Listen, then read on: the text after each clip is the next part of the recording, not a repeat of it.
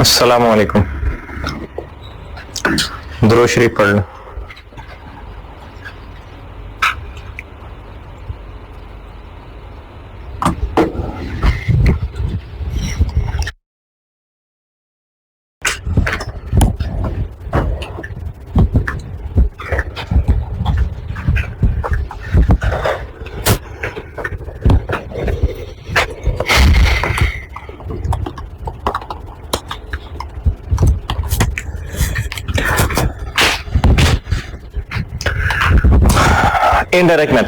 Indirect method और direct method में फर्क है इससे ऊपर वाले एरिया का। डायरेक्ट मेथड में ये ऊपर वाला एरिया में क्या था,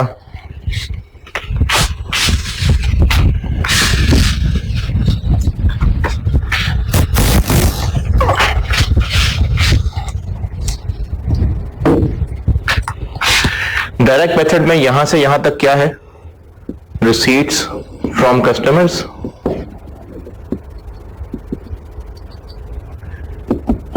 पेमेंट टू सप्लायर्स और पेमेंट फॉर बाकी एक्सपेंसेस।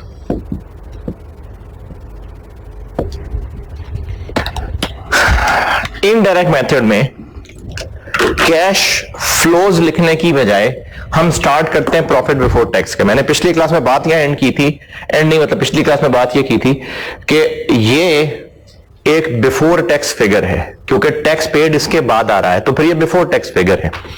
अगर ये बिफोर टैक्स फिगर है और अगर सारी इनकम्स और सारे एक्सपेंसेस कैश बेसिस पे हुए होते तो फिर ये पीबीटी होता है ना, तो फिर ये पीबीटी के बराबर होना चाहिए था। अगर बराबर नहीं है तो कोई ना कोई रीजन होंगे, तो हम लोग पीबीटी की फिगर से शुरू करेंगे और जो जो पॉसिबल रीजंस हैं इन दोनों में फर्क की वजह से वो यहां प्लस माइनस करेंगे।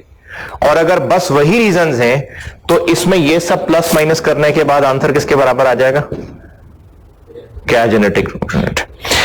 अब ये जो रीजंस है ना, ये तीन तरह के हैं। हमने यहां पर जो कुछ भी लिखना है उसके तीन टुकड़े कर रहा हूं मैं। क्या वाकई सारे एक्सपेंसेस और इनकम्स कैश होते ही हैं लाजमी? एक्सपेंसेस कह देता हूं, क्या बाकी सारे एक्सपेंसेस कैश ही पे होते हैं या कुछ नॉन कैश भी हैं? नॉन कैश भी हैं। तो जो नॉन कैश आइटम्स हैं वो इसमें तो चार्ज हुए में, लेकिन उनका तो कैश फ्लो ही नहीं है, तो ये दोनों बराबर आ रहे होंगे उन नॉन कैश आइटम्स की वजह से? नहीं, तो हम नॉन कैश आइटम्स को रिवर्स कर देंगे।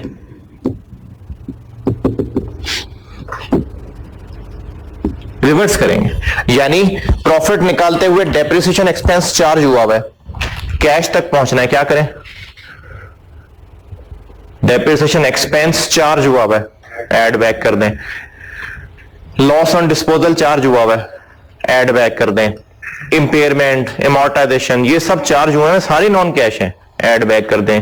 अगर कोई फाइनेंशियल इंस्ट्रूमेंट पे फेयर वैल्यू लॉस आया हुआ है तो वो ऐड बैक कर दें। अच्छा, फाइनेंशियल इंस्ट्रूमेंट्स पे फेयर वैल्यू पे जब अपडेट करते हैं तो गेन लॉस हो सकता है पीएनएल में आए, हो सकता है ओसीआई में आए, तो वो ओसीआई वाला भी रिवर्स करना। क्यों? हमने पीबीटी से शुरू किया हुआ, तो यहां पर वो fair value gain loss reverse करने हैं जो पीबीटी से ऊपर यानी पीएनएल को चार्ज हुआ करते थे। तो पीबीटी की फिगर से स्टार्ट करेंगे और यहां तक पहुंचते हुए नॉन कैश आइटम्स रिवर्स होती हैं। साथ साथ फॉर्मेट से चीजें पूरी करके देता जाता हूं। पहले पेज पे आ जाएं।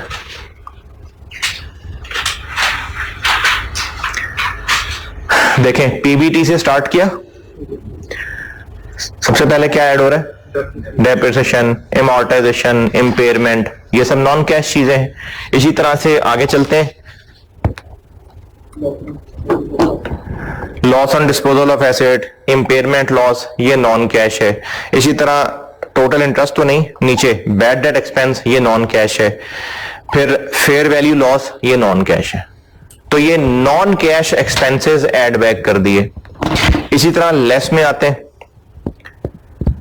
Fair value gain non cash है, और ये जो ग्रांट इनकम है ये डेप्रिसिएशन की तरह की चीज है। जिस तरह एसेट डेप्रिशिएट होकर एक्सपेंस बन रहा होता है ना, तो गवर्नमेंट ग्रांट टूट टूट के अमॉर्टाइज होकर इनकम बन रही होती है, ये उसकी मैचिंग वाली चीज होती है।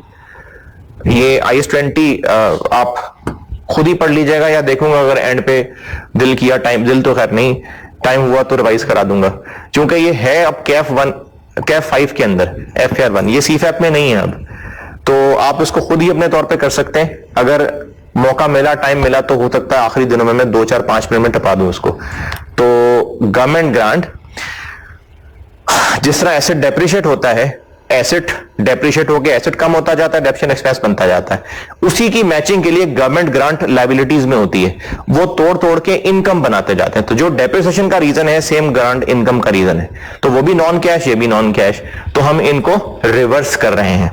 तो depreciation, amortisation, loss on disposal, bad debt expense, fair value loss, fair value gain और ग्रांट इनकम, ये नॉन कैश आइटम्स थी जो रिवर्स कर दी।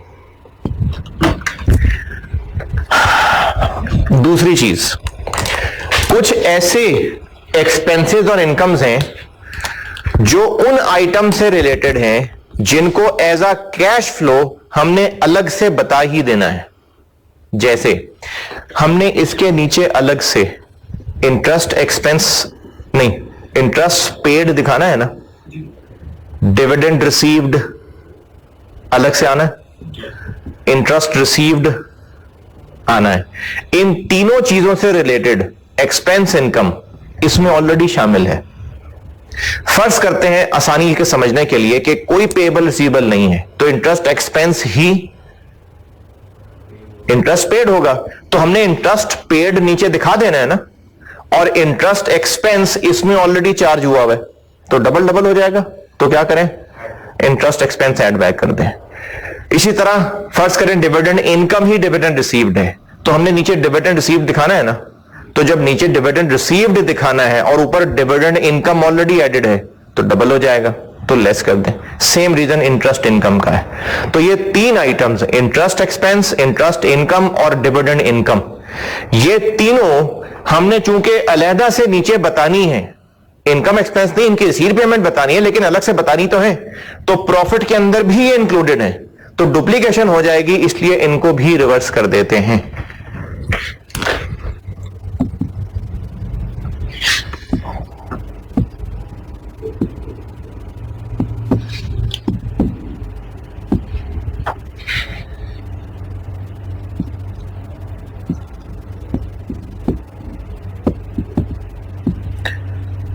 इसी तरह रिटायरमेंट बेनिफिट है, वो हमने अलहदा से बेनिफिट्स पेड या कंट्रीब्यूशन पेड दिखा तो देने, तो फिर उनका एक्सपेंस वो भी ऊपर आ रहा है, तो इसलिए उनको अलग से हटा देते हैं। तो ये देखिए वापस टॉप पे इंटरेस्ट एक्सपेंस ऐड बैक कर दिया, retirement benefit expense add back कर दिया, लेस में इंटरेस्ट इनकम लेस कर दी, डिविडेंड इनकम लेस कर दी, और profit on sale of asset भी लेस कर दिया। ये क्यों लेस कर दिया? नहीं, नॉन कैश नहीं है। Profit on sale of asset non cash नहीं होता। अगर एक बुक वैल्यू, एक एसेट है जिसकी बुक वैल्यू 120 है, हमने इसको 145 का बेचा, 25 आ गया गेन ऑन डिस्पोजल, तो 145 में ये 25 शामिल है, तो ये 145 कैश नहीं है क्या? कैश है। तो 25 नॉन कैश नहीं है। हमने इन्वेस्टिंग में क्या दिखाना है? सेल ऑफ पीपी के सामने कितना? 145।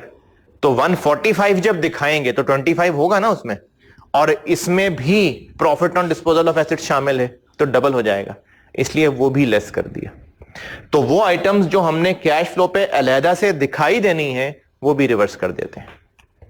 तो एक हमने रिवर्स कर दी नॉन कैश आइटम्स, और एक हमने रिवर्स कर दी वो आइटम्स जो अलहदा से हमने दिखा देनी है।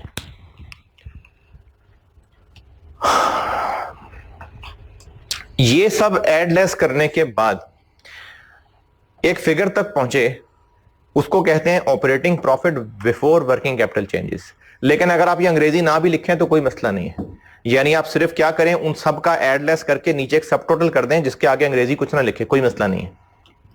वैसे इसको operating profit before working capital changes कहते हैं। अब इस operating profit before working capital changes के बाद कैश जनरेटेड फ्रॉम ऑपरेशंस तक एक और सेगमेंट है जिसके साथ इंक्रीज डिक्रीज के वर्ड्स लिखे हुए हैं। इनको कहते हैं वर्किंग कैपिटल चेंजेस। ये एक कॉन्सेप्चुअल चीज है, उम्मीद करता हूं समझ आ जाएगी, कोशिश करता हूं इसकी भी लॉजिक समझें।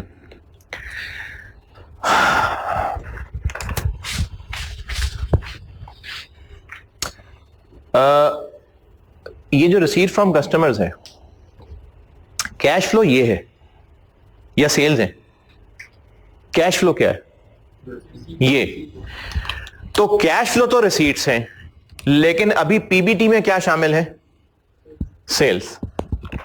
टी अकाउंट से भी बता देता हूं और जबानी जमा माइनस से भी बता देता हूं, दोनों में से जो चीज आसान लगे, दोनों समझ आए तो दोनों अच्छी बात है, दोनों ही समझना है तो कोई बात नहीं, करना तो ऐसे ही होता है।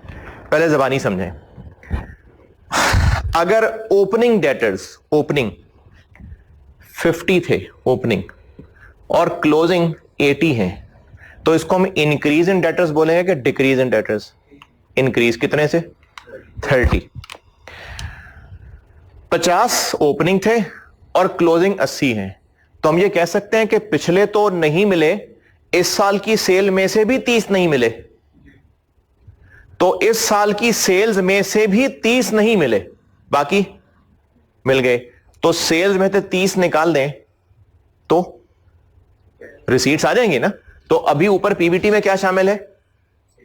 अगर सेल्स, अगर हम उसमें से 30 माइनस कर दें तो वो 30 माइनस करना उस सेल्स को रिसीट्स में कन्वर्ट कर देगा।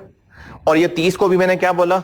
Increase in debtors. तो देखिए इंक्रीज इन डेटर्स माइनस किया हुआ,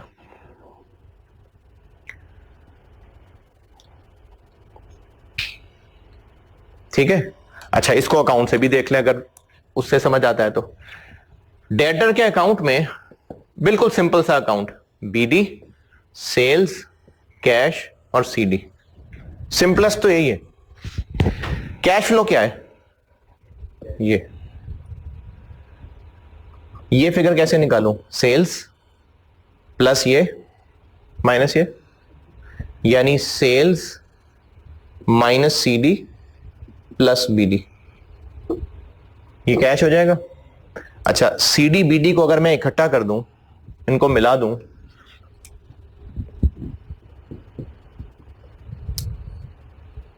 कोई बुरा तो नहीं लगा? माइनस सीडी प्लस बीडी, अच्छा ब्रैकेट लगा दूं तो ठीक है, या कुछ चेंज करूं? अंदर माइनस हो जाएगा। अगर सीडी बीडी से ज्यादा है तो इसको अंग्रेजी में क्या बोलेंगे? इंक्रीज इन डेटर्स का decrease in debtors? Increase in debtors. यानी इस ब्रैकेट वाले की जगह क्या लिख दूं? Increase in debtors. यानी sales minus increase in debtors क्या बन जाएगा? ये रिसीट्स। तो ऊपर पीबीटी में क्या आ रहा है? अगर हम माइनस इंक्रीज इन डेटर्स कर दें तो वो उसको रिसीट्स में कन्वर्ट कर देगा, तो इसलिए माइनस इंक्रीज इन डेटर्स। और अगर डिक्रीज होता तो प्लस कर देते, ठीक है। तो अगर इससे बात असूल समझ आ गया तो उसको मैं जनरलाइज कर रहा हूं। पीबीटी निकालते हुए एक्सपेंसेस और इनकम्स इस्तेमाल हुए हैं। अगर वो एक्सपेंसेस और इनकम्स रिसीट्स पेमेंट्स ही हुए तो फिर कोई पेबल रिसीवेबल आ रहा होगा? नहीं आ रहा होगा। लेकिन अगर वो एक्सपेंसेस और इनकम्स रिसीट्स पेमेंट से फर्क हुए तो कोई ना कोई पेबल रिसीवेबल आ रहा होगा। देखिए, अगर सारी सेल्स कैश सेल्स होती तो डेटर आ रहे होते? नहीं। तो डेटर आने का क्या मतलब है? कि सारी सेल्स कैश नहीं है, कुछ अभी रिसीवेबल है। इसी तरह अगर क्रेडिटर्स आ रहे हैं तो सारी परचेजेस पे नहीं हुई। अगर स्टॉक आ रहा है तो उसका मतलब सारी परचेजेस अभी कॉस्ट ऑफ सेल नहीं बनी। अगर प्रीपेड इंश्योरेंस आ रहा है तो उसका मतलब इंश्योरेंस एक्सपेंस इंश्योरेंस पेड के इक्वल नहीं है। अगर एडवांस रेंट आ रहा है, operating lease, advance rent income आ रही है तो उसका मतलब रेंट इनकम रेंट रिसीव्ड के बराबर नहीं है। यही वजह ना, तभी पेएबल रिसीवेबल आ रहे हैं। तो अगर हम लोग पेएबल रिसीवेबल की नेट फिगर उसके रिलेटेड एक्सपेंस इनकम में एड लेस कर दें तो वो क्या एंड रिजल्ट निकाल देगा? रिसीट्स या पेमेंट्स निकल आएंगे। आप सेल्स की जगह परचेजेस रख के देख लें, यहां परचेजेस रख लें और यहां क्रेडिटर्स के बीडीसीडी का डिफरेंस ले लें, तो क्या नेट रिजल्ट निकलेगा? पेमेंट्स। अच्छा, इसी तरह कॉस्ट ऑफ सेल रखें और स्टॉक का ओपनिंग क्लोजिंग नेट कर लें, क्या डिफरेंस निकलेगा? कॉस्ट ऑफ सेल रख के स्टॉक का ओपनिंग क्लोजिंग नेट कर दें, परचेजेस। तो इधर ऊपर पीबीटी में कॉस्ट ऑफ सेल आ रहा है ना, स्टॉक का इंक्रीज डिक्रीज उस कॉस्ट ऑफ सेल को क्या बनाएगा? परचेजेस। और क्रेडिटर्स का इंक्रीज डिक्रीज उसको पेमेंट्स में कन्वर्ट कर देगा। तो नीचे देखें हम लोग इंक्रीज डिक्रीज इन स्टॉक और इंक्रीज डिक्रीज इन क्रेडिटर्स लिख रहे हैं ना, तो वो स्टॉक का इंक्रीज डिक्रीज और क्रेडिटर्स का इंक्रीज डिक्रीज मिलके कॉस्ट ऑफ सेल्स को पेमेंट टू सप्लायर में कन्वर्ट कर रहे हैं। अगर आप डायरेक्ट मेथड में पेमेंट टू सप्लायर की वर्किंग देखें तो यही हो रहा था। अभी जो आपने पिछली क्लास में सवाल किया है उसमें पेमेंट टू सप्लायर में दो वर्किंग्स की है ना, एक हमने कॉस्ट ऑफ सेल की वर्किंग की, कॉस्ट ऑफ सेल और ओपनिंग क्लोजिंग स्टॉक से परचेजेस निकली, फिर उन्हीं परचेजेस और ओपनिंग क्लोजिंग क्रेडिटर से पेमेंट्स निकल आई। ठीक है, समझ आ रही बात? इसी तरह से अगर हम ओपनिंग और closing prepaid expense insurance expense में नेट कर दें तो क्या बन जाएगा? इंश्योरेंस पेड आ जाएगा।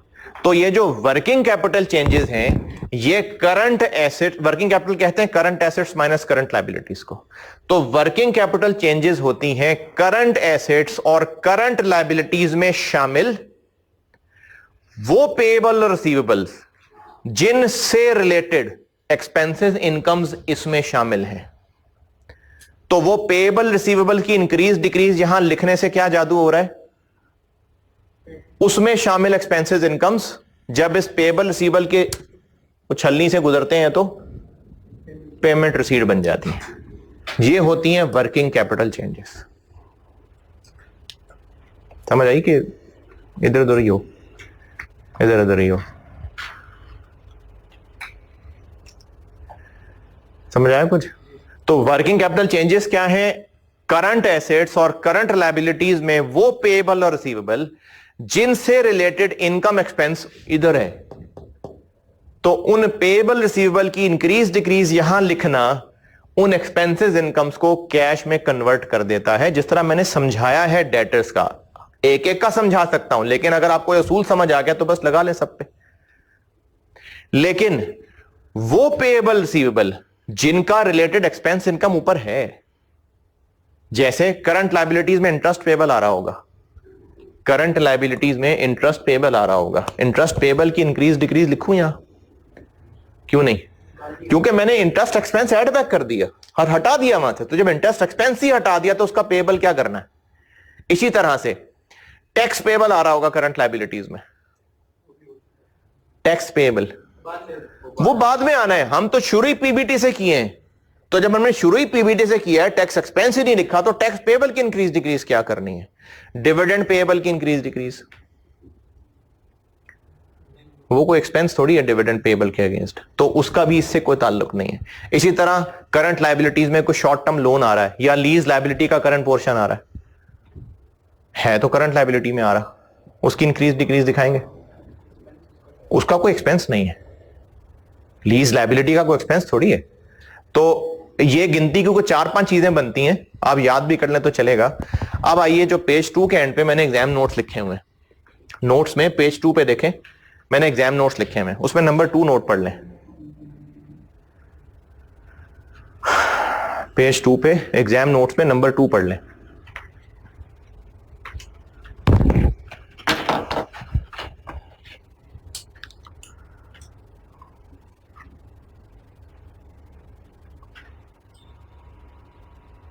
और कैश फ्लो के फेस पे यानी पेज 1 पे ये भी देख लीजिएगा नोट 2 मैंने कहा किसको हुआ है।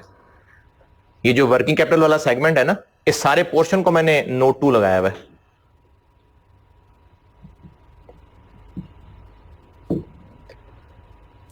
कैश एंड कैश इक्विवेलेंट की इंक्रीज डिक्रीज क्यों नहीं लिखनी?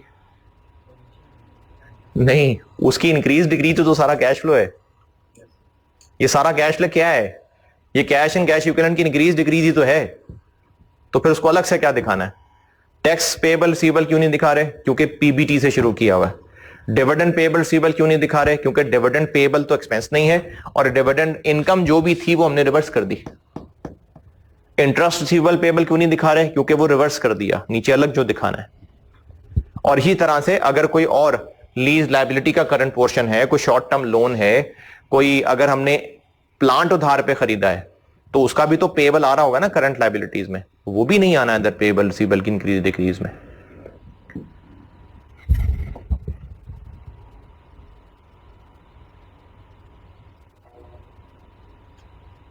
और ये पेज 2 के एंड पे जो मैंने बोर्ड में लिखा ये भी जरूर पढ़िएगा।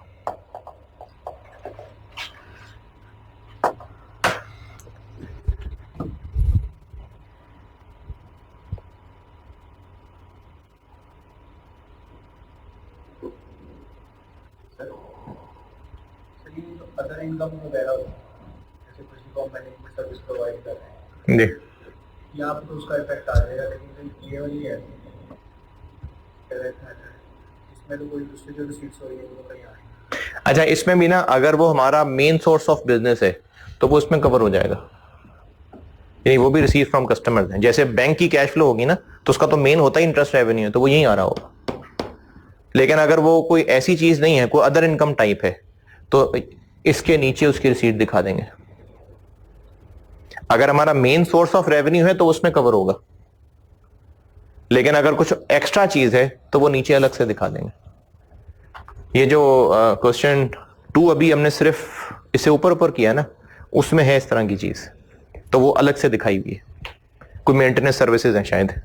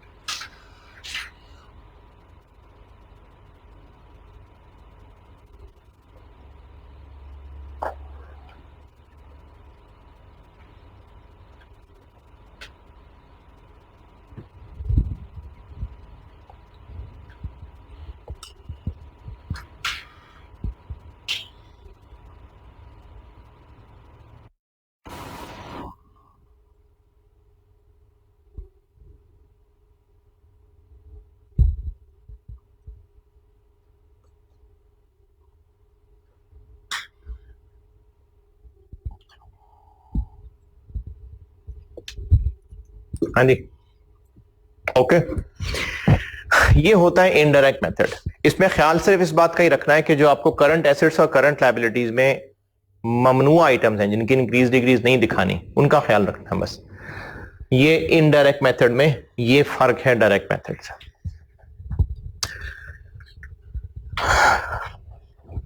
तो सीधा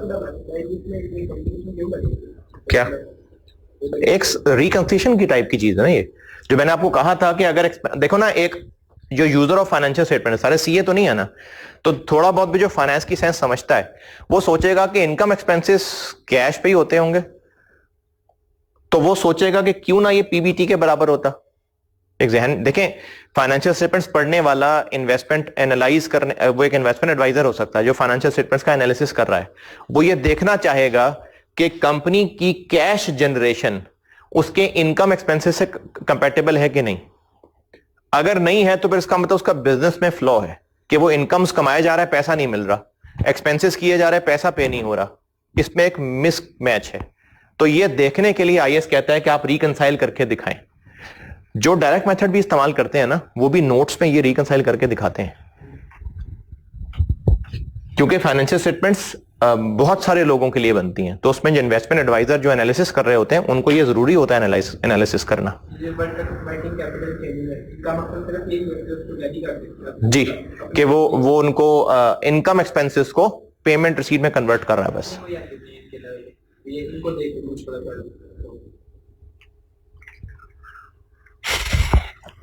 अच्छा, ये हो गया जी सारा का सारा कैफ 7 लेवल का कैश फ्लो का फॉर्मेट। अब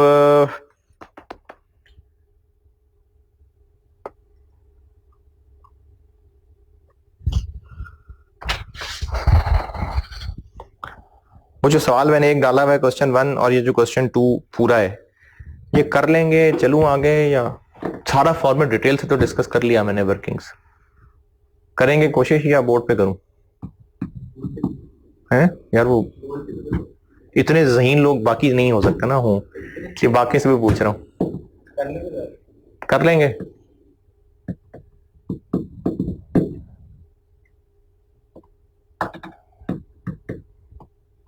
चलें, कर लेंगे।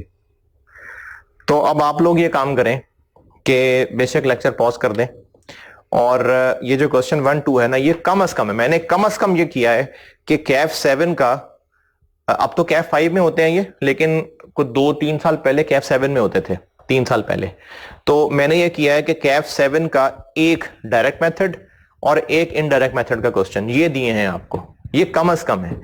अगर आप समझते हैं कि मजीद प्रैक्टिस की जरूरत है तो वो आपने अपने तौर पे करनी है, और मुझे बता दीजिएगा ग्रुप में अगर और लोगों को चाहिए हो तो। एक स्टूडेंट को चाहिए थे, मैंने उसको दे दिए हैं। मैंने कैफ 7 के सवाल, ये कुछ 10-12 सवाल हैं, तो अगर आपको चाहिए हो कि कैफ 7 के सवाल करने हैं तो मैं आपको वो दे दूंगा, खुद से कर लेना। अभी कम से कम सब लोग क्वेश्चन 1 और क्वेश्चन 2 जरूर करिएगा। आप जब आप मंडे को आए तो ये दोनों करके आइएगा सवाल, ठीक है? करके आना, ये दो तो कराना यार कम से कम। वो तो इतना सा किया है, बाकी तो रहता है। हाँ, उसमें है 1-2 चीजें, फाइनेंस कॉस्ट में एक चीज है, और कर लेंगे, पक्की बात है। चलूं आगे, ग्रुप कैश फ्लो पे आते हैं। अच्छा, ग्रुप कैश फ्लो का फॉर्मेट तो मैं अगली क्लास में दे दूंगा। अभी मैं आपको जो उसमें एक्स्ट्रा चीजें आनी है ना, वो कॉन्सेप्चुअली सिखा देता हूं और उनकी वर्किंग्स बता देता हूं।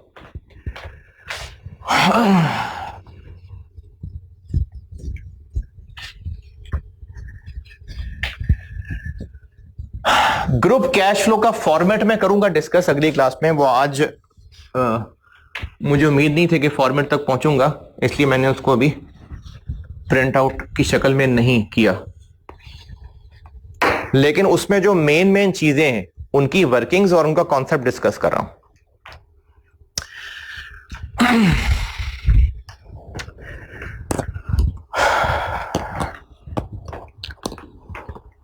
गुडविल का इंपेयरमेंट लॉस, गुडविल का इंपेयरमेंट लॉस, हम पहले थोड़ा सा इंट्रोडक्शन तो ले लें। आपके सिलेबस में है ग्रुप कैश फ्लो, यानी consolidated cash flow. Kaif level के कैश फ्लो में गिवन मैंने क्या कहा था, क्या गिवन होता? तो अब भी ऐसा ही है, 2 एसओएफपी गिवन होंगी, लेकिन वो ग्रुप कैश फ्लो, ग्रुप एसओएफपी होंगी। ग्रुप कैश फ्लो से जहन में ये आता है शायद कि 2 कैश फ्लोज दी होंगी, उनको कंसोलिडेट करना होगा। नहीं, ऐसा नहीं होगा। ग्रुप कैश फ्लो का सवाल ऐसा ही होगा जैसे सादा कैश फ्लो का सवाल है। बस होगा क्या कि आपको 2 ग्रुप कैश फ्लोज दी होंगी। तो इसमें आपको जो क्वेश्चन में गिवन होगा, तो जैसे अभी पहले इंडिविजुअल कंपनी का कैश फ्लो बनाना सीखा था, बिल्कुल वैसे ही ग्रुप कैश फ्लो है। बस वहां पर इंडिविजुअल कंपनी की 2 एसओएफपी थी, यहां पर ग्रुप की 2 एसओएफपी होंगी। वहां पर इंडिविजुअल कंपनी की एसओसीआई थी, यहां पर ग्रुप की एसओसीआई होगी। वहां अदर इंफॉर्मेशन थी, यहां भी अदर इंफॉर्मेशन होगी। तो आपको यहां पर 2 एसओएफपी दी होंगी ग्रुप की।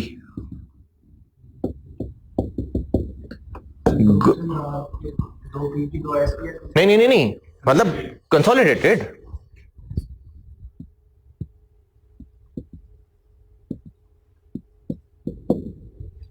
कंसोलिडेटेड यानी ऐसा नहीं है सवाल कि आपको 2 कैश फ्लोज दिए होंगे और उनको कंसोलिडेट करना है। सवाल में आपको 2 कंसोलिडेटेड एसओएफपी दिए हुए हैं, उनको उनसे ग्रुप कैश फ्लो बनानी है। तो इसी तरह से आपको इस साल की, पिछले साल की भी दी हो सकती है, लेकिन उसकी जरूरत नहीं है। तो करंट ईयर की कंसोलिडेटेड एसओसीआई दी होगी। अगर ये भी दे दें तो फिर तो काम और बच जाएगा, और काम बच जाएगा। नहीं तो चलो निकालना पड़ेगा। ये दे दिए तो हमारे 2 अकाउंट बच जाएंगे, एक अकाउंट। नहीं दी हुई तो वो बनाना पड़ेगा, और अदर इंफॉर्मेशन दी होगी।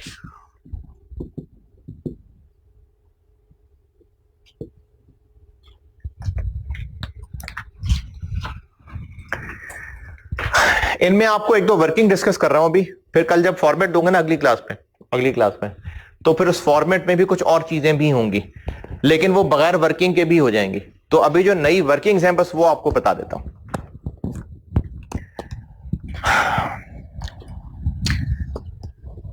अब ग्रुप कैश फ्लो के अंदर फाइनेंसिंग एक्टिविटीज में जो डिविडेंड पेड आ रहा होगा वो कौन सा होगा? एसओसीआई, चेंजेस इन इक्विटी, ध्यान में रख के बताइएगा। रख लें, सामने रख लें, चाहे जो पेज दिया हुआ है, और या बस एनसीआई को जो डिविडेंड दिया गया होगा वो भी आएगा, जो एनसीआई को डिविडेंड दिया गया होगा वो भी आएगा। तो एनसीआई को जो डिविडेंड पे हुआ होगा वो सवाल में आपको नहीं दिया होगा, वो आपने खुद ढूंढना होगा। हां, अगर चेंजेस इन इक्विटी दे दिए फिर तो बात ही खत्म हो गई, लेकिन इसके चांस कम है कि ये दी हो। तो एनसीआई को जो डिविडेंड दिया जाना है वो आपको खुद ढूंढना पड़ेगा। मैं अकाउंट फॉर्म में बना रहा हूं वर्किंग, आपको अकाउंट पसंद ना आए तो ऊपर नीचे लिख के प्लस माइनस कर देना। इसमें जो इंपॉर्टेंट वर्किंग्स होती हैं, देखिए वो तो है ही हैं, जो पहले पढ़ी हैं वो तो है ही हैं, और उनमें मजीद क्या ख्याल रखना है वो कल फॉर्मेट दूंगा तो बताऊंगा।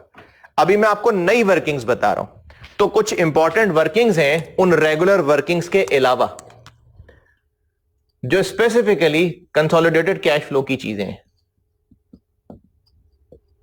जिनमें एक चीज है डिविडेंड पेड टू एनसीआई।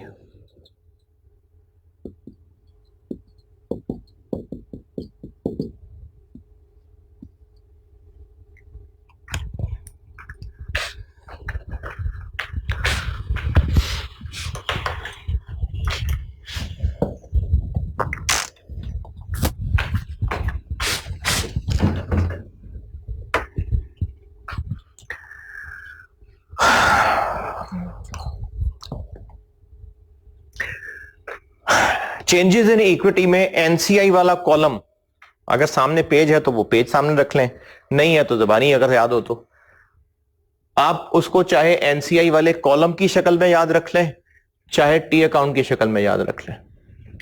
मैं टी अकाउंट भी बना देता हूं और एनसीआई वाला कॉलम तो है ही है। टॉप पे क्या है सबसे पहले? उस कॉलम में सबसे ऊपर क्या है? ओपनिंग बैलेंस है।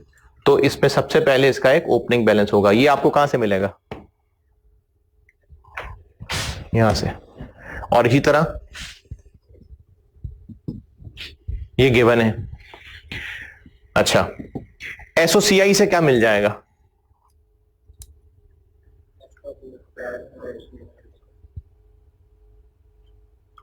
एसओसीआई, कंसोलिडेटेड एसओसीआई दी हुई है, क्या मिल जाएगा उससे?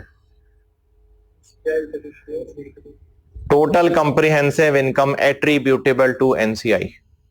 आपको कंसोलिडेटेड दी होगी, उसमें टोटल कंप्रिहेंसिव इनकम, प्रॉफिट नहीं, total comprehensive income. Changes in equity का जो फॉर्मेट आपको दिया हुआ है उसमें भी मैंने टोटल कंप्रिहेंसिव इनकम ही बताया हुआ है। टोटल कंप्रिहेंसिव इनकम जो बांट के दिखाई होगी एट्रीब्यूटेबल टू एनसीआई, वो यहां है।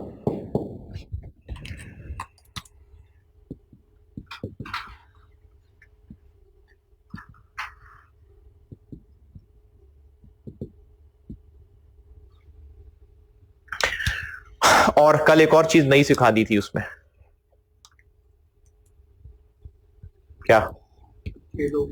अगर सब्सिडरी इस साल खरीदी गई है तो एक नई एनसीआई क्रिएट हुई है ना, क्रेडिट डेबिट? क्रेडिट। तो एक्विजिशन ड्यूरिंग द ईयर, कौन सी फिगर होगी?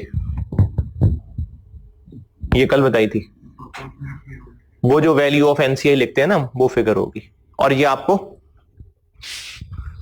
यहां बताई होगी, अदर इंफॉर्मेशन में बताई होगी कि ड्यूरिंग द ईयर हमने एक सब्सिडरी खरीदी है, उसकी ये डिटेल है, वो यहां बताई होगी। इसका उलट अगर सब्सिडरी बेची है तो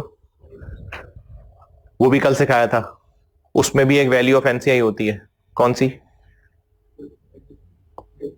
वो जो गेन ऑन डिस्पोजल में नीचे डीरेकनाइज हो रही होती है ना, वो कहां लिखूं?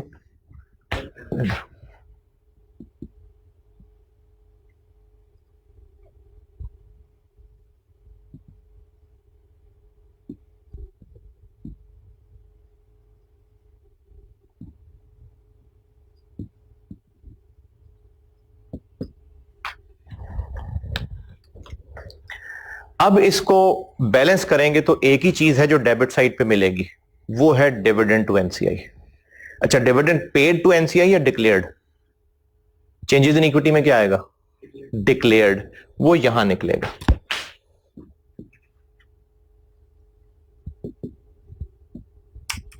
ये इस से हमें बैलेंसिंग फिगर मिलेगी। अब आपको अगर टी अकाउंट ठीक नहीं लग रहा तो आप प्लस माइनस लिख लें, opening plus plus minus minus minus closing. ये फिगर है जो निकला करेगी, ये है जो फाइनेंसिंग एक्टिविटीज में आएगी। हां, हो सकता है कोई पेएबल वगैरह हो तो फिर डिविडेंड पेएबल का अकाउंट बन जाएगा, फिर डिविडेंड पेएबल के अकाउंट में इसको रख देंगे। ये डिविडेंड पेड नहीं है, ये डिक्लेयर्ड है। एक ये वर्किंग है नई,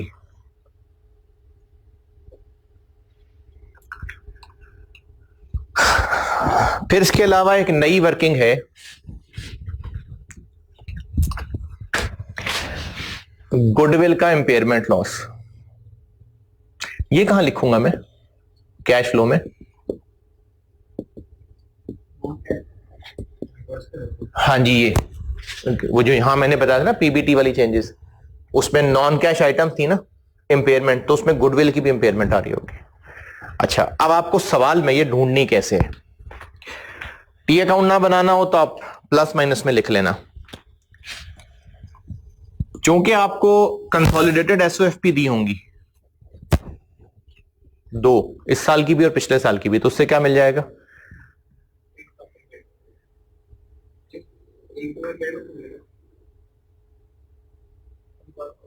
दो एसओएफपी दी हुई है, इससे क्या मिलेगा गुडविल के बारे में? गुडविल का क्या होगा? वो ओपनिंग और क्लोजिंग होगा ना। देखें, आपको दो कंसोलिडेटेड एसओएफपी दी हुई है, एक इस साल की एक पिछले साल की, तो गुडविल का बीडीसीडी मिल गया।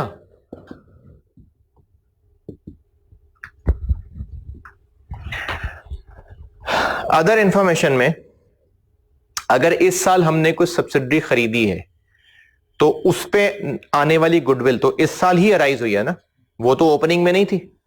तो जो इस साल सब्सिडी खरीदी है उसकी गुडविल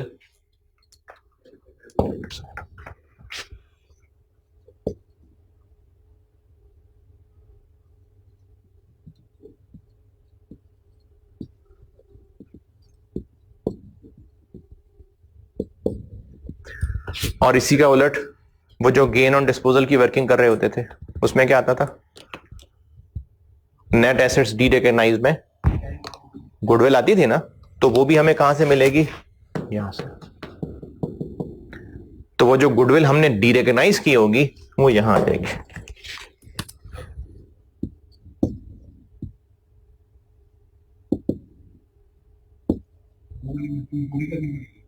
डिपेंड करता है कि सवाल में हमारे काम का डाटा मिल गया है या फाइंड करना पड़ेगा। वो डाटा पे डिपेंड करता है कि वो किस हद तक गिवन है।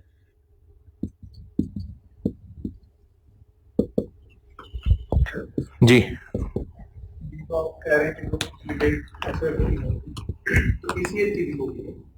हाँ हाँ, तो उसमें जो क्लोजिंग आप कह रहे हैं गुडविल वो ये होगी। हाँ जी, तो उसमें वो इस साल की जो सब्सिडी हमने खरीदी उसका गुडविल इसमें शामिल नहीं होगा? बिल्कुल है, तभी तो डेबिट हुआ है तो उसमें शामिल है ना, बिल्कुल है शामिल। हम बीच में से मिसिंग फिगर निकालने लगे ना, ये बिल्कुल शामिल है इसमें, तभी तो इधर डेबिट आ रहा है। अच्छा, अब देखें, ओपनिंग क्लोजिंग जो नई आई वो यहां आ गई और जो खत्म की वो ये हो गई। अब क्या, किस साइड पे? क्रेडिट साइड पे। तो वो बैलेंसिंग फिगर हमें यहां क्रेडिट साइड पे मिल जाएगी।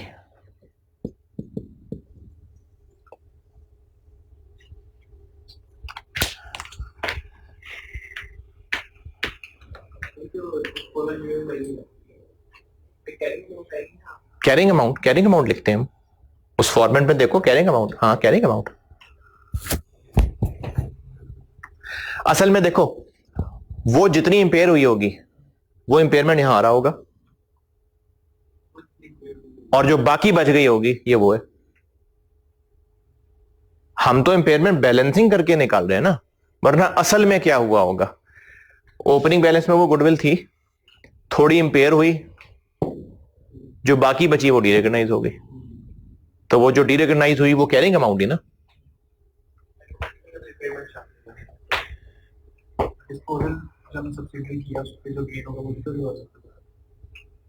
हाँ लेकिन वो तो कल फॉर्मेट में वो तो उसके लिए कैलकुलेशन नई तो नहीं है ना कोई। हाँ होना चाहिए, वो जब आपको मैं कल कंसोलिडेटेड कैश फ्लो का फॉर्मेट दूंगा तो वो बताऊंगा रिवर्स होना चाहिए, लेकिन उसके लिए कोई नई वर्किंग थोड़ी, वो तो वही है जो पहले सीखी है। ये नई वर्किंग्स बता रहा हूं।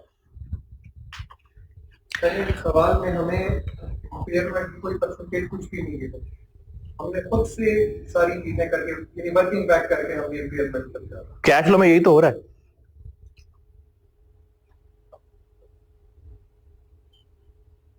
हाँ हो सकता है आपको बता दें तो ठीक है बता दें, हो सकता है फिर हमें कुछ और कनेक्टेड चीजें जैसे गेन ऑन सब्सिडी निकालना हो, या जिस तरह वो हम पीछे सवाल कर रहे थे ना जिसमें गुडविल दी होती थी सो ऊपर जाना होता था, तो हो सकता है आपको इंपेयरमेंट खुद बताई हो, ये बैलेंसिंग करके निकालें, और इससे ऊपर चल के कंसिडरेशन ट्रांसफर निकालना हो।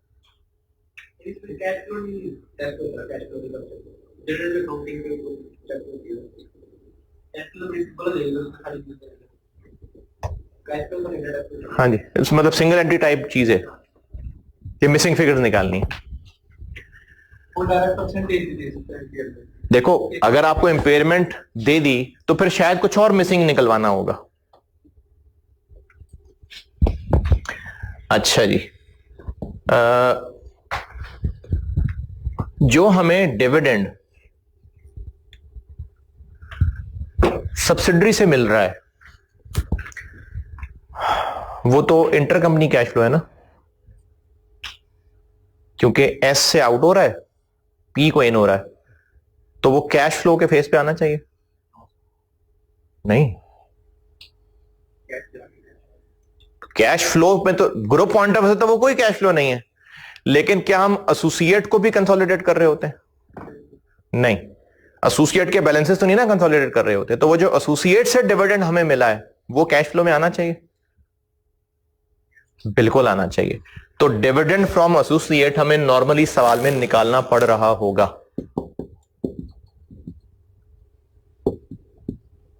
और इस वर्किंग से मैं हेडिंग बेशक डिविडेंड फ्रॉम एसोसिएट दे रहा हूं,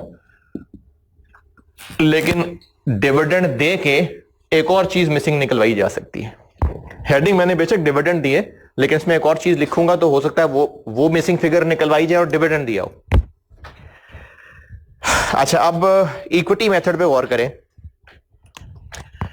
पहला ही साल है समझें, तो क्लोजिंग बैलेंस कैसे निकलेगा इन्वेस्टमेंट इन एसोसिएट का?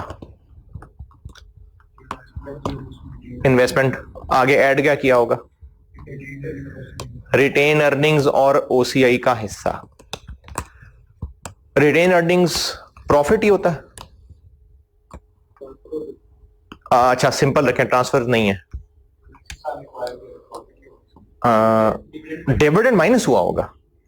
देखें ए ने अगर इस साल प्रॉफिट कमाया 200 प्रॉफिट, और अदर कंपनी और इसका डिविडेंड इसने 40 दे दिया, तो रिटेन अर्निंग में कितना गया? 160। तो हम लोग इन्वेस्टमेंट में क्या डेबिट कर रहे होते हैं? 160 का हिस्सा कि 200 का हिस्सा? 160। ऐसा कर सकते हैं कि 200 का हिस्सा डेबिट कर दें और 40 का हिस्सा क्रेडिट कर दें, ये भी कर सकते हैं कि नहीं? हमने इन्वेस्टमेंट में इसका हिस्सा ऐड करना है ना, कि 200 का हिस्सा ऐड करना है, तो ये कर सकते हैं कि 200 का हिस्सा ऐड कर दें और 40 का हिस्सा लेस कर दें। मैथमेटिकली कोई मसला तो नहीं।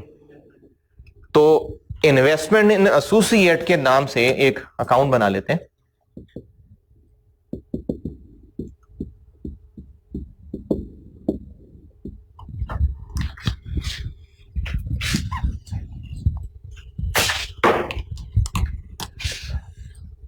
चूंकि दो कंसोलिडेटेड बैलेंस शीट्स गिवन है तो बीडीसीडी वहां से आ जाएगा।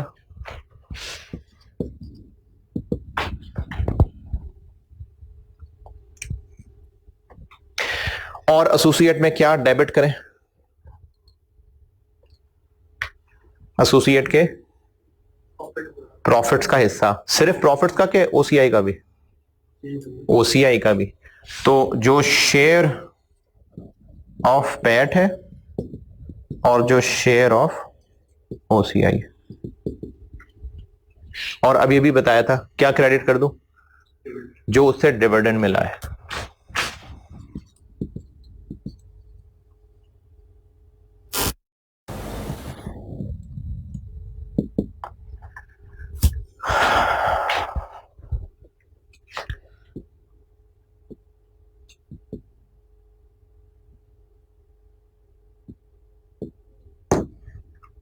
ठीक है, तो बात वही रिटेन अर्निंग के हिस्से पे पहुंच जाएगी। अच्छा, हो सकता है इस साल हमारी कोई एक दो एसोसिएट्स और बन गई हो, मजीद इस साल मजीद इन्वेस्टमेंट की हो, तो डबल साइड पे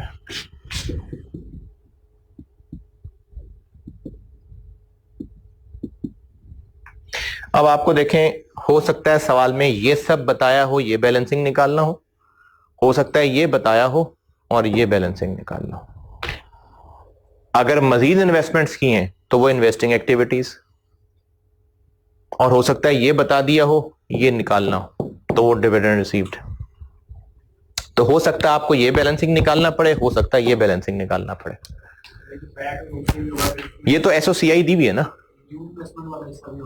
होगा, क्योंकि जो भी आपको एसओसीआई फॉर द ईयर दी है उसमें share of profit from associate, share of OCI from associate आ रहा होगा ना, ये वो फिगर्स हैं। ये तो फॉर्मेट चला देता, लेकिन अगर सवाल में वो यूआरपी है, तो जो भी हो वो share of profit from associate में, जी जी, वो जो वर्किंग में आपको सिखाया हुआ है, ये तो चूंकि नॉर्मली सवालों में ये होता है ना, इसलिए ये लिखा है। और वो जो अगर कोई यूआरपी वगैरह है तो वो भी इसमें से क्रेडिट हो जाएगा।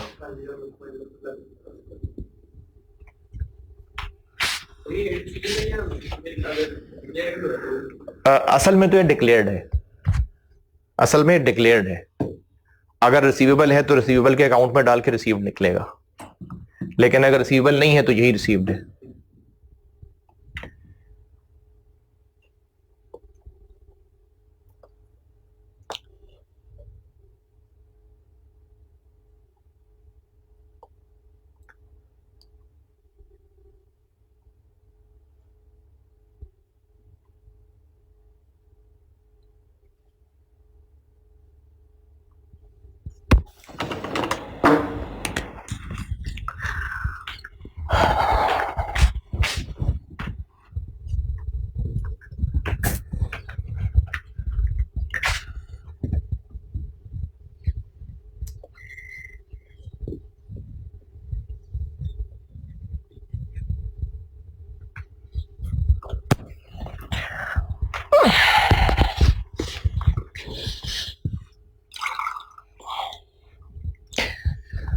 फास्ट पेपर्स हैं अभी?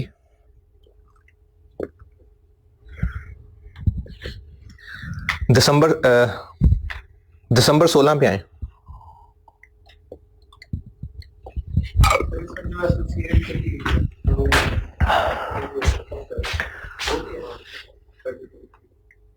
अगर डिस्पोज ऑफ कर दिए, हाँ वो भी आ जाएगी। जो ट्रांजैक्शन हम इन्वेस्टमेंट इन एसोसिएट की जी में कर रहे होते थे वो सारी इधर बिल्कुल।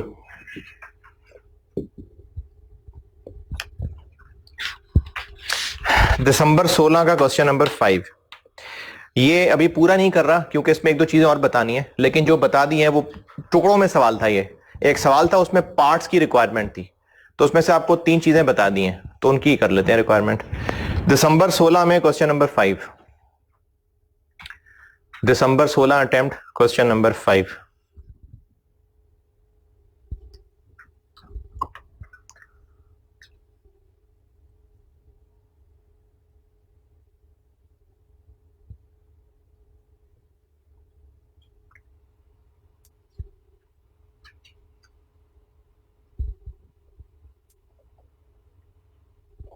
मिला कि नहीं? मूसा लिमिटेड के नाम से बुक में देख रहे हैं तो मूसा लिमिटेड पढ़ लीजिए, इसके पार्ट्स रिक्वायर्ड है, आसान सा है, तो जितना करा दिया वो कर लेते हैं।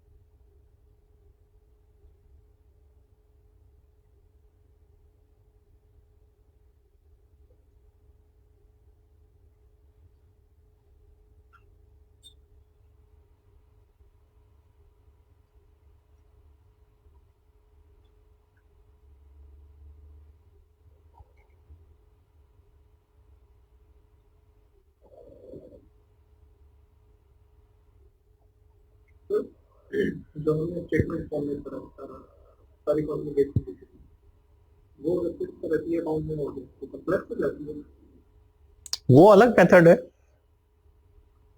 टी अकाउंट से भी होते हैं। इन्वेस्टमेंट इन एसोसिएट में वो चीजें वो बोरिंग में कहता है इसको माइनस प्लस सारी वो जैसे गुडविल की है उस पे अलग है ना, वो कॉस्ट ऑफ इन्वेस्टमेंट का अकाउंट बनाना पड़ेगा, उसमें डेबिट क्रेडिट, वो एक डिफरेंट मेथड है, यानी पूरा मेथड ही डिफरेंट है। तो बीच बीच में कुछ चीजें टी अकाउंट, कुछ चीजें वैसे, वो मेथड ही डिफरेंट है। उसमें कंसोलिडेटेड रिटेन अर्निंग्स का अलग अकाउंट बनता है, तो वो ना मैंने उस तरह किया ना मुझे उस तरह प्रैक्टिस है, तो मैं इसलिए स्टेटमेंट से कराता हूं। यानी वो एक टोटली डिफरेंट स्टाइल है सवाल का। हाँ जी, पढ़ लिया तो करूं। रिक्वायरमेंट ए क्या है? गुडविल की इंपेयरमेंट। ए गुडविल का बीडी। टी अकाउंट नहीं बनाना, आप वैसे प्लस माइनस कर लें जी। बीडी कितना है?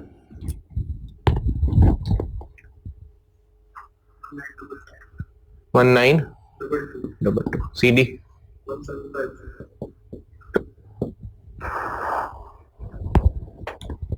और फॉर द ईयर क्या क्या हुआ? एक सब्सिडरी खरीदी है और एक डी रिकॉग्नाइज की है, तो जो खरीदी है उस पे गुडविल और जो डी रिकॉग्नाइज की है उसकी गुडविल की कैरिंग अमाउंट निकालनी पड़ेगी।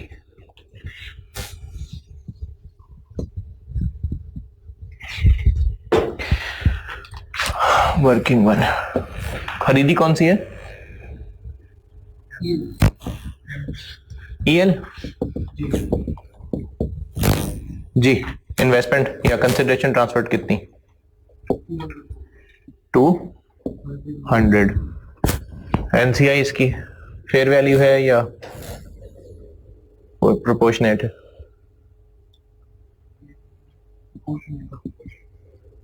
चल बाद में लिखते हैं फिर। नेट एसेट्स क्या है इसके? ये नेट एसेट्स ही दिए हमें, नेट एसेट्स ही दिए हमें कितने? 320। तो फिर एनसीआई होगी 320 का 40%, 128। तो गुडविल कितनी आ गई?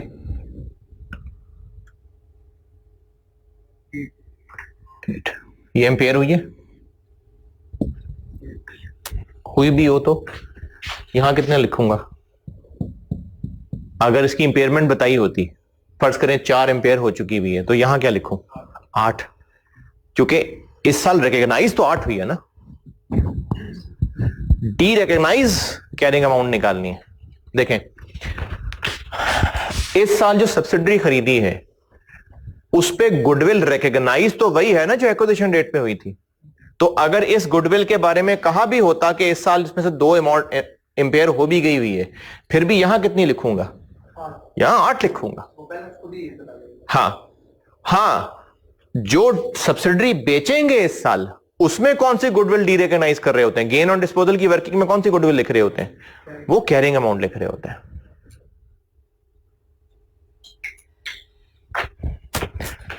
तो ये आ जाएगी जो हमने एक्वायर की है 8।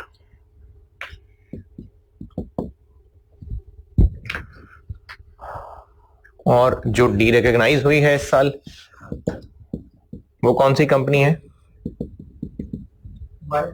वायल। इन्वेस्टमेंट कितनी थी इसमें? नहीं, रुपए कितने थे? 800 और 5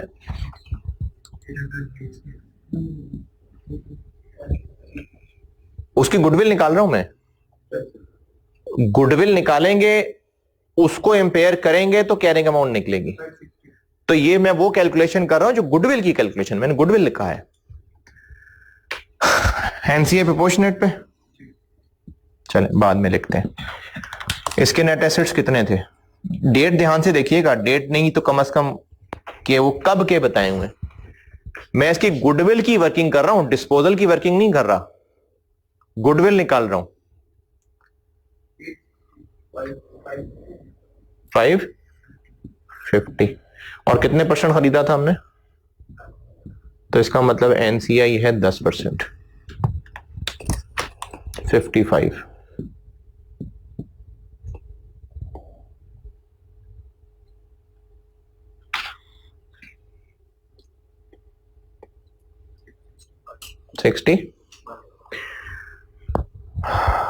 जब बिकी तो उसकी कैरिंग अमाउंट इतनी ही थी या इंपेयर हो गई हुई थी? इंपेयर हो गई थी। कितनी? यानी 32.5। तो बाकी रह गई थी 32.5।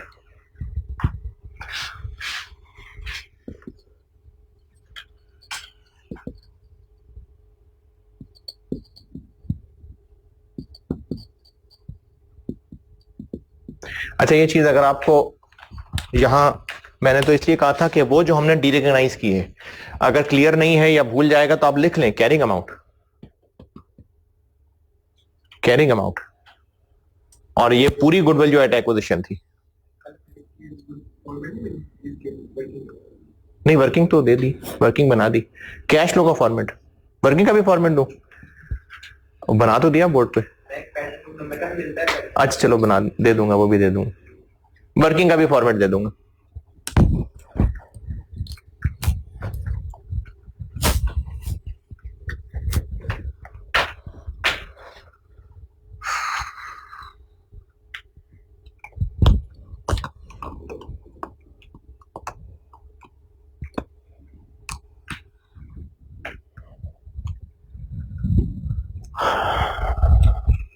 तो अब अगर इसको बैलेंस करेंगे तो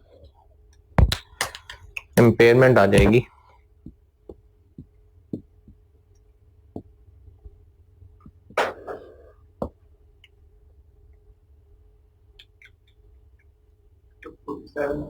$147.5।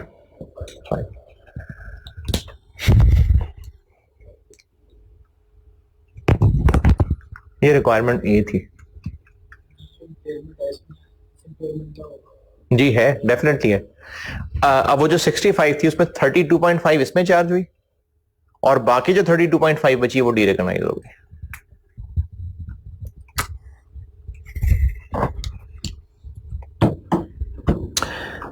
B, requirement B,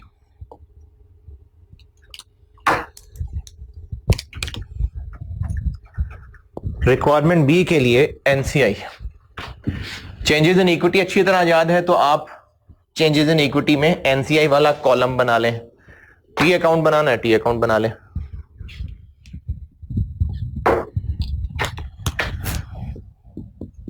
dividend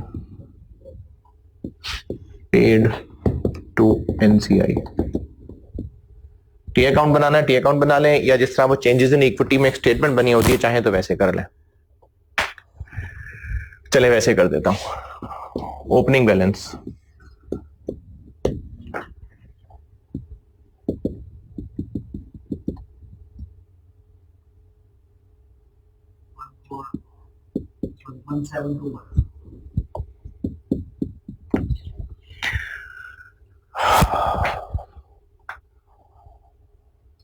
dividend इसमें बैलेंसिंग फिगर होगी और इसमें क्या आएगा?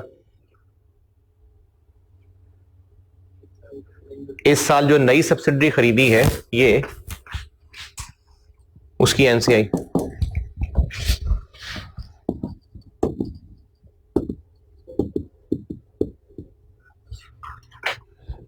$128।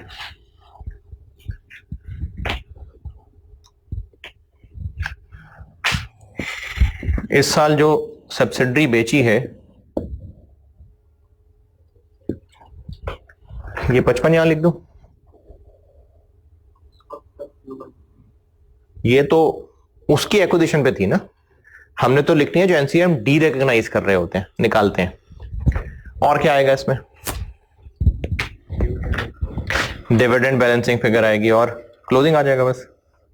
Total comprehensive income attributable to दी हुई है, एसओसीआई में दी होगी। ऐसे कुछ मुश्किल आ रही है तो चाहे टी अकाउंट बना ले जो भी कुछ देर पहले बनाया था। ऐसे करना ऐसे कर ले, वो टी अकाउंट बनाना टी अकाउंट बना ले, टी अकाउंट बना ले। अभी जो कुछ देर पहले फॉर्मेट दिखाया था वही कर ले। कितनी है ये? 1018। बैलेंसिंग फिगर होगी डिविडेंड और क्लोजिंग बैलेंस आ जाएगा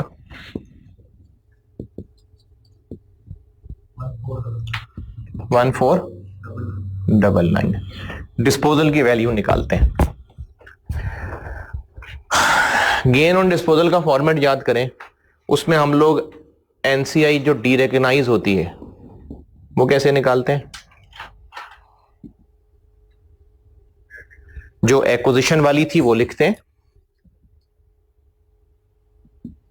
वो ये थी 55, और इसमें ऐड कर देते हैं पोस्ट। तो जो पोस्ट रिटेन अर्निंग कह लें, अदर रिजर्व्स कह लें, वो तो एज सच नहीं है। क्या करें? एज सच को तो उसमें है ही नहीं कि रिटेन अर्निंग क्या थी। और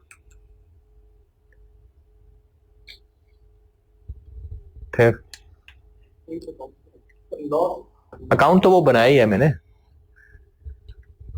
ये मैंने अकाउंट ही बनाया हुआ है,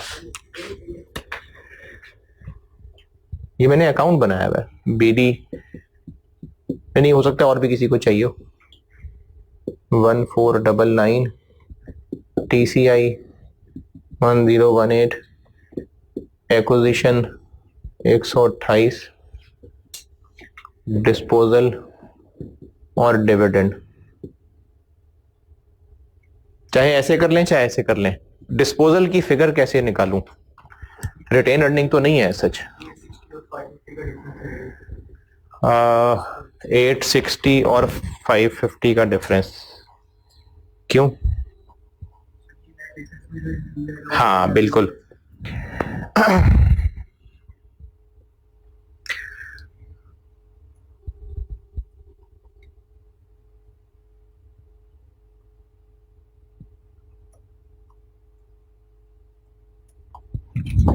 ये जो खरीदते हुए नेट एसेट्स थे और अब डिस्पोजल पे जो नेट एसेट्स हैं, तो उनका difference post acquisition retained earning ही है ना। तो उनके डिफरेंस पे 10% लगा देते हैं। 860 माइनस का 10%,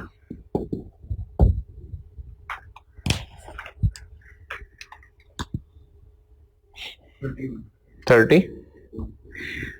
अच्छा, ये मैंने आपको फॉर्मेट से चला दिया, वरना अभी इस वक्त एक और आसान काम हो सकता था। एनसीआई जब है ही प्रोपोर्शनेट तो 860 का 10% ही होगा।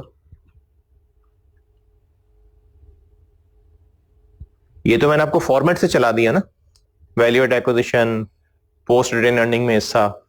वरना वैसे कॉन्सेप्चुअली सोचें, एक्विजिशन डिस्पोजल डेट पे जब नेट एसेट्स हैं ही 860, तो उनका 10% ही एनसीआई होगी, तो ये वो 86। तो ये आ गया 86। और अब आप इसको बैलेंस करेंगे तो डिविडेंड आ जाएगा।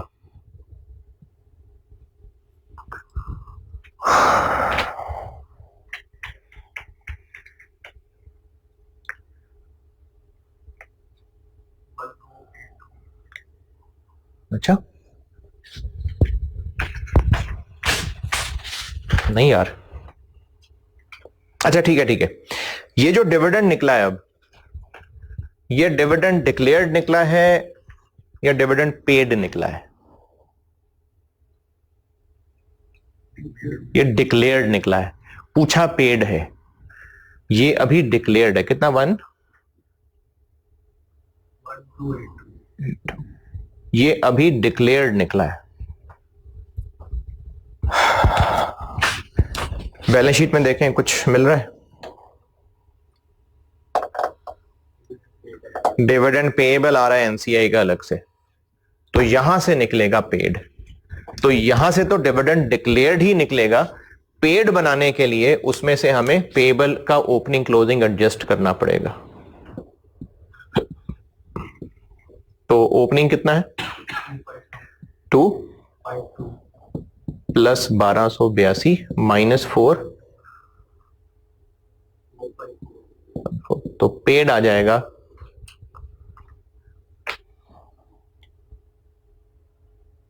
चाहे ऐसे कर लें, नहीं तो डिविडेंड पेबल का अकाउंट वो वर्किंग 10 में बना के दिया हुआ है।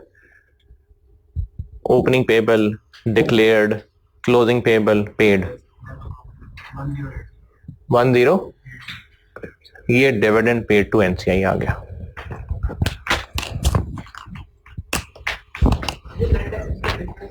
जी, अदर रिजर्व होंगे, सारी चीजें होंगी ना, जो जो पोस्ट होता है वही होगा ना, तो वो हम यहां पोस्ट ही लेते हैं ना। वैल्यू एट एक्विजिशन के बाद हम पोस्ट में ही एनसीआई का हिस्सा लेते हैं ना। रिजर्व लिख दें, सारा कुछ है मतलब है कि हमने जब खरीदी थी उसकी प्राइस 50 वैल्यू जी। उसके बाद वो जो प्रॉफिट कमाते हैं, हाँ जी, वो 860 हो गया।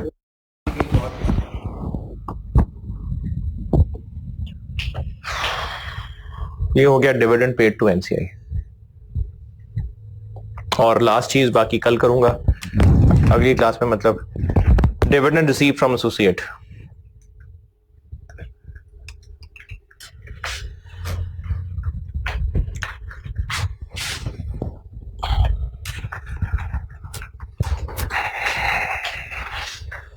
ये मिटा दूं,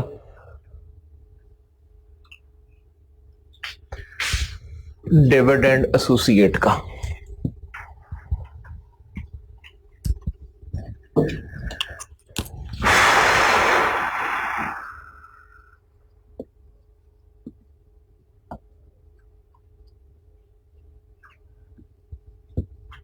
बीडी इन्वेस्टमेंट का 35, सीडी 4100, प्रॉफिट का हिस्सा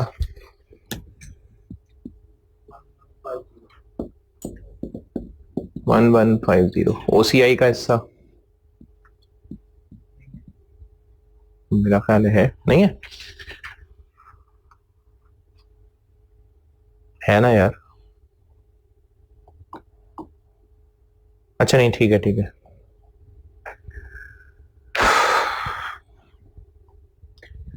कोई और इंफॉर्मेशन, कोई नई इन्वेस्टमेंट की हो, कोई पुरानी खत्म की हो?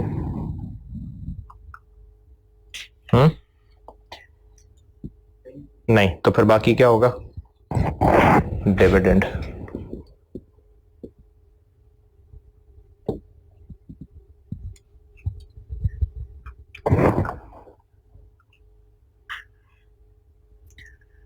डिविडेंड रिसीव्ड या डिक्लेयर्ड? डिक्लेयर्ड ही होगा। कितना? क्या इसका कोई रिसीवेबल आ रहा है? देखें बैलेंस शीट, आ रहा है, तो डिविडेंड रिसीव्ड निकल आएगा। फिर ओपनिंग कितना? प्लस 578 माइनस क्लोजिंग कितना?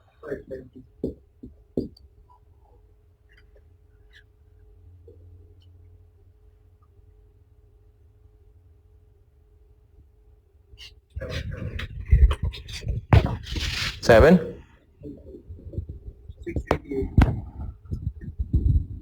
6। चलें, इसकी जो बाकी 3 रिक्वायरमेंट्स हैं वो भी आपको सिखानी है, वो फिर इंशाल्लाह अगली क्लास में।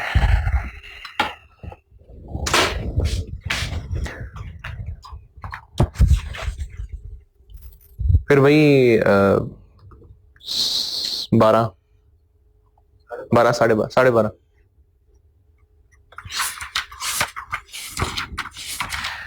बुध को कर दूंगा मैं अपलोड इंशाल्लाह, बल्कि मंगल को कर दूंगा।